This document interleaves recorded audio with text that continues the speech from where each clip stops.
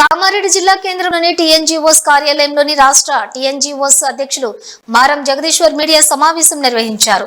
ఈ సందర్భంగా జగదీశ్వర్ మాట్లాడుతూ ఉద్యోగ సంఘాలు జేఏసీగా ఏర్పడ్డ తర్వాత అన్ని సమస్యలను ప్రభుత్వం దృష్టికి తీసుకెళ్లడం జరిగిందని అన్నారు. సుమారు 60,000 మంది ఉద్యోగులలో హైదరాబాద్ లోని ఎల్బీ స్టేడియంలో భారీ బహిరంగ సభ నిర్వహించబోతున్నామని, ఈ సభకు ముఖ్యమంత్రి రేవంత్ రెడ్డి హాజరవుతారని తెలిపారు.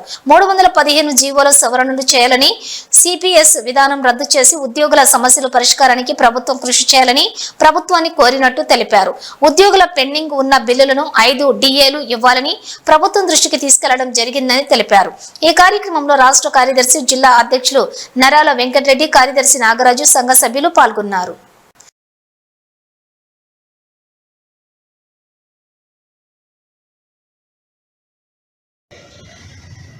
వచ్చిన తర్వాత మా సమస్యలన్నీ ఆ రోజు ఆ కార్యక్రమంలో అన్నీ నెరవేర్చే బాధ్యత మీరు తీసుకోవాలన్నందుకు తాను స్పందిస్తూ ఎల్బీ స్టేడియంలో దాదాపు 60,000 మంది ఉద్యోగులతో పెద్ద బహిరంగ సభను ఏర్పాటు చేసుకుంటున్నాం 80 సంవత్సరాలైన తర్వాత.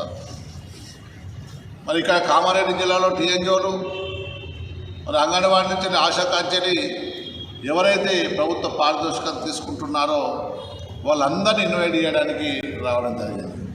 మరి పెద్ద మొత్తంలో దాదాపు 5,000 మంది ఉద్యోగులు తరలి రావాల్సిన బాధ్యతను ఇక్కడ ఉన్న అధ్యక్ష కార్యదర్శులు తీసుకోవాలని.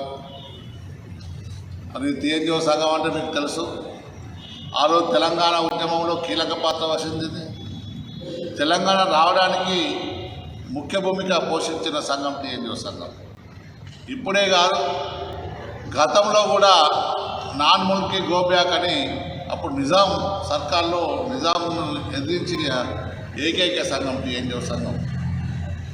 అందుకే నేను కోరుతున్నా, ప్రభుత్వం కూడా మాకు సానుకూలంగా స్పందిస్తుంది. గతంలో చేసినవన్నీ ఒక్కొక్కటిగా నెరవేర్చుకుంటూ వస్తుంది. దాదాపు చాలామంది ప్రమోషన్ ఇవ్వడం, కాకపోతే 317 జీవోలో అంతకుముందు చేసిన తప్పులు ఇవాళ అవి కంటిన్యూ కావడం, అవి కూడా సవరించే బాధ్యతని ప్రభుత్వం తీసుకోవాలని చెప్పాం.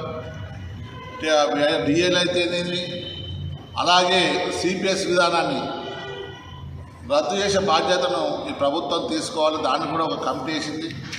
ఒక సబ్ కమిటీని ఏర్పాటు చేసుకొని దాదాపు ఇక 2-3 రోజులలో సబ్ కమిటీ కూడా మల్లు భట్టి విక్రమార్క గారు, ఆర్థిక శాఖ మంత్రి గారు కూర్చొని మాట్లాడుతూనే ఇప్పుడే ఫోన్ రావడం. మరి ఆ కమిటీలో అన్ని సమస్యలను, ఉద్యోగుల సమస్యలను దాన్ని నెరవేర్చే బాధ్యతను ఈ ప్రభుత్వం తీసుకుంటా అన్నందుకు వాళ్ళ కృతజ్ఞతలు తెలియజేస్తూనే, సంఘం అంటేనే ఎప్పుడు సంఘటితంగా ఉండాలి. టీఎన్జీఓ సంఘం ఎప్పుడు పోరాడుతూనే ఉంటుంది. ఏ ప్రభుత్వం అయినా ఆ ప్రభుత్వ పథకాలను ముందు తీసుకోవడం ముందుంటుంది. ఆ ప్రభుత్వం తీసుకొచ్చిన జీవోలను అమలు చేసే బాధ్యతను కూడా ప్రభుత్వ ఉద్యోగులుగా, ప్రభుత్వం అంటే ఎవరో కాదు, ప్రభుత్వ ఉద్యోగులే ప్రభుత్వం కాబట్టి మీరు కూడా స్వచ్ఛందంగా ఓటు హక్కును వినియోగించి